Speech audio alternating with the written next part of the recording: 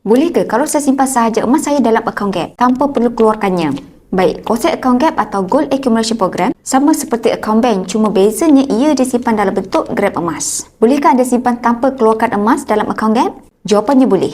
Simpanan emas dalam akaun Gap tiada had simpanan dan tiada cas walau banyak mana simpanan atau berapa lama anda simpan emas anda. Tetapi saya ingin kongsikan tujuan akaun Gap ini diperkenalkan oleh founder Public Gold adalah untuk memberi kemudahan kepada penyimpan emas untuk mengumpul gram emas dengan simpanan serendah RM100. Kerana bukan semua orang mampu untuk membeli emas yang gramnya besar seperti 50 gram yang harganya sekitar lebih RM29,000 dengan sekali bayar. Walaupun emas di akaun Gap anda boleh juga jual dan arah nukar emas tersebut, tetapi matlamat utama simpanan di akaun Gap adalah untuk dapatkan emas fizikal seperti ini. Sebab emas fizikal yang disimpan sendiri memegang nilai kekayaan yang sebenar. Dan semestinya simpanan emas bersama di Public Gold adalah mudah, murah dan patuh syariah.